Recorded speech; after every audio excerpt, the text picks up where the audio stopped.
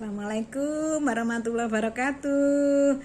Berjumpa lagi dengan saya. Kali ini saya akan membahas tentang susu emas. Wow, mengerikan ya. Ya, memang mengerikan. Itu adalah warisan nenek moyang kita, kearifan lokal bangsa Indonesia, terutama yang tinggal di Pulau Jawa. Ya, kadang-kadang ingin dengar susu emas, tapi kadang-kadang takut, begitu ya. Nah, mari kita lihat dari sisi ilmu pengetahuan saja, ya. Susu emas itu apa sih? Jarum emas dimasukkan ke area kulit, apakah itu di pipi, mungkin juga di pinggul, di bokong, ya, dan di tempat-tempat di mana diinginkan di susu emas. Secara logika itu pasti sakit, tetapi dengan jampi-jampi dari dukun, ya, itu menjadi tidak sakit, ya. Dan disinilah nilai kemusyrikannya, ya. Jadi karena menggunakan perdukunan maka itu menjadi musyrik, ya. Tapi sesungguhnya apa yang terjadi di dalam tubuh saat jarum-jarum emas tadi ditancapkan? Suasana kimiawi cairan sel tubuh kita akan menjadikan jarum-jarum emas ini terlibrasi atau melepaskan kumpulan-kumpulan atom emas dengan ukuran kecil sekali, ya, dan inilah nanti yang menyebar, yang memiliki aktivitas beberapa macam, ya, yang sangat membantu tubuh kita. Karena itu orang-orang yang pakai susu emas itu biasanya awet muda, awet sehat, awet cantik, ya, begitu. Namun apakah kita akan kembali ke sana? Tidak perlu, ya. Karena setelah saya teliti bahwa memang ada khasiat dari kumpulan-kumpulan atom tadi, ya, ikut mempercepat proses proliferasi sel, ya. Ini diperlukan untuk kecantikan maupun obat, ya. Meredam radikal bebas, ini juga untuk kecantikan dan juga untuk obat, ya.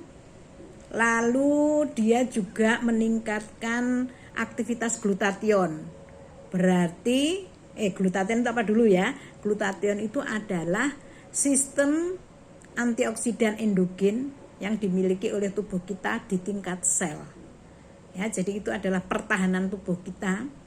Apabila ada serangan radikal bebas, ada serangan penyakit, dialah yang akan bergerak, ya. Itu glutathione.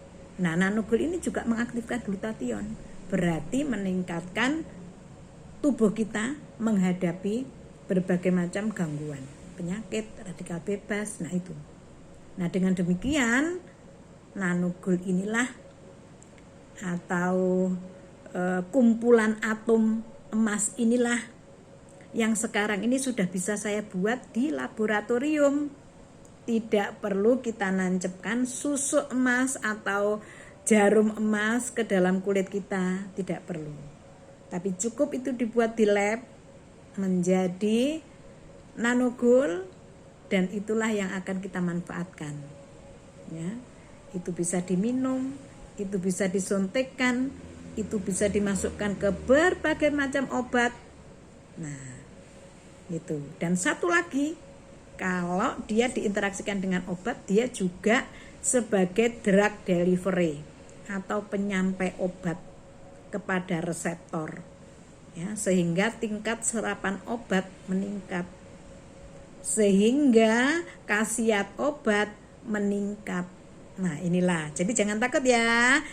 Mengenal susu emas hanya mengenal saja, tetapi tidak perlu kita melakukan atau menggunakan susu emas, karena sudah ada teknologi yang menggantikannya, ya, yaitu teknologi nano.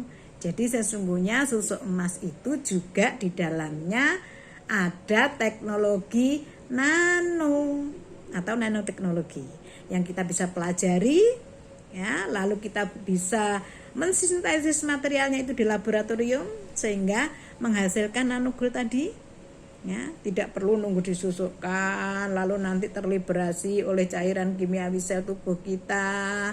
Ya, itu kuno ya, itu susu emas, itu musyrik, itu yang harus kita hindari. Nah, sekarang kita harus bisa menerima perkembangan teknologi. Susu emas sudah menjadi nanogul ya. Nah, itu diaplikasikan di mana? Ya, mau diminum boleh, taruh dalam makanan boleh. Kan tadi drug delivery. Sehingga nutrisi dari pangan itu bisa tersampaikan kepada reseptor yang membutuhkan. Ya, sehingga khasiat dari makanan makin besar. Khasiat dari obat makin besar. Oke, itulah pengenalan tentang susu emas yang kita modernisasi dengan teknologi nano sehingga menjadi nanogul. Oke, semoga bermanfaat. Assalamualaikum warahmatullahi wabarakatuh.